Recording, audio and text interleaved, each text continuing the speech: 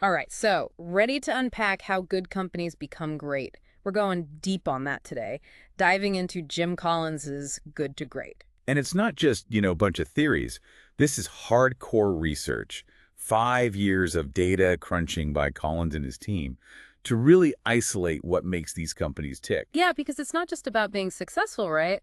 Plenty of companies do well. This is about a whole different level of performance. Absolutely. These companies didn't just outperform, they crushed the market. We're talking an average return of 6.9 times their initial investment over 15 years. Think about that for a second. That's insane. And it makes me think whatever they found, it wasn't the usual stuff. We've all heard it, right? The superstar CEO, the big merger, some killer product launch. Funny you should say that. That's exactly what Collins found.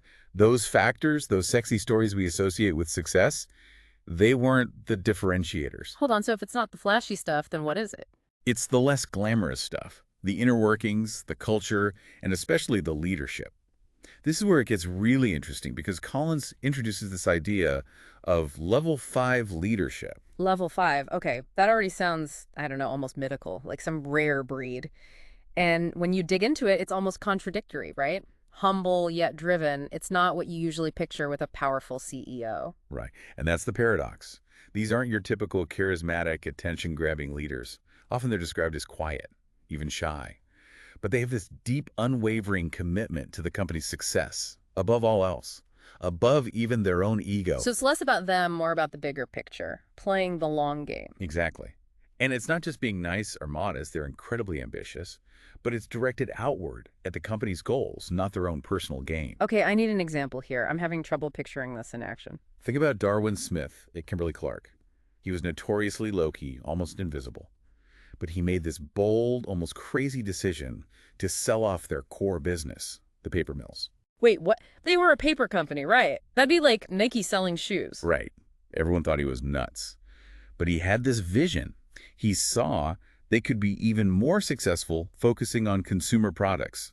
So he made the tough call, even if it meant going against the grain. So he wasn't afraid of bold moves, even risky ones, and it wasn't about personal glory. He was locked in on Kimberly-Clark's long-term success. That's fascinating. And that's the hallmark of level 5 leadership. The humility to step back, let others shine, but the resolve to make tough choices when it matters most. Okay, level 5 leadership, got it. What else did Collins find? What were these leaders doing differently to build greatness? It's funny. When you think about building a company, it always feels like the strategy comes first, right? The big, what are we doing? But Collins found something really interesting about the order of things with these good to great companies. Yeah, it's this counterintuitive idea. He calls it first who, then what. They were all about getting the right people on the bus, even before figuring out where to drive it. Interesting. So less about having a rigid plan on day one, more about building a team that can adapt and thrive no matter what. Exactly. They believed that with the right people, the who, the what, would become self-evident. Like assembling a dream team and then saying, all right, what amazing thing are we going to build now? Makes the strategy feel more organic, less top-down, more driven by the talent. Right. And Collins has this great example of Wells Fargo.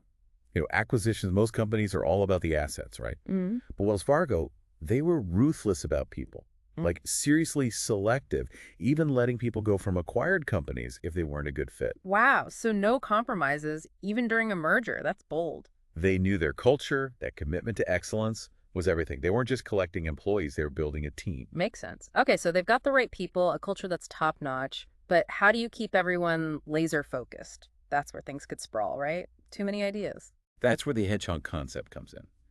Finding that sweet spot, the intersection of what you can be the best in the world at, what drives your economics, and what you're deeply passionate about. Okay, I'm picturing a Venn diagram here. Exactly. 3 circles, and where they all overlap. That's your hedgehog. Not about being good at a lot, but being the absolute best at the one thing that truly fuels you. All right, real-world example time. How did a company actually put this into practice? Walgreens is a great example. They could have tried to be everything: supermarkets, banks, you name it. But they figured out their hedgehog. Becoming the best in the world at convenient drugstores. Yeah. Measured by profit per customer visit.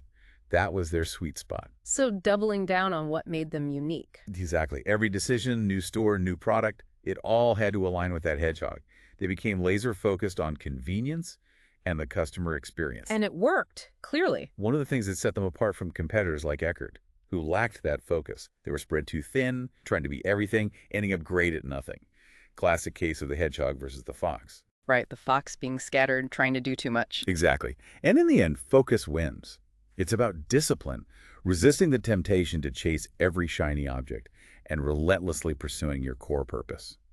So we've got the right people, a crystal clear direction, but how do you maintain that discipline to actually stay the course? That's going to be the tricky part, right? It's like they say discipline equals freedom, right? But in business, how do you actually build a culture around that day after day? Well, Collins uses this great analogy. He calls it rinsing your cottage cheese.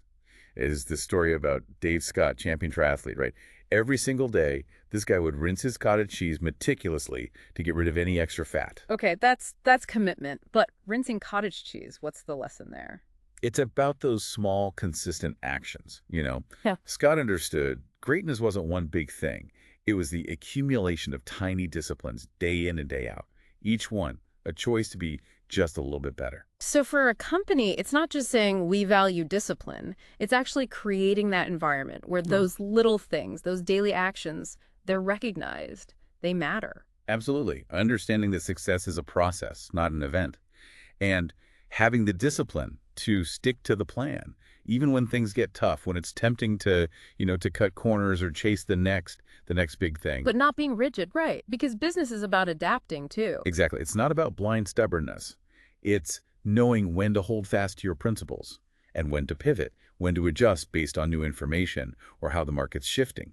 Disciplined thinking, disciplined action, even a disciplined approach to adapting. Which brings us to another big one from Collins, technology. In a world obsessed with the next big thing, good to great has a different take, doesn't it? Yeah, it does. Collins found those companies, they were often pioneers in using tech, but they never saw it as some magic bullet. It was a tool, an accelerator, not the source of success itself. So using it strategically to enhance your hedgehog, not get distracted by it. Exactly. And he has this great metaphor, the flywheel and the doom loop. Flywheel is that momentum you build when you have all these pieces working together, right people, the hedgehog, a culture of discipline.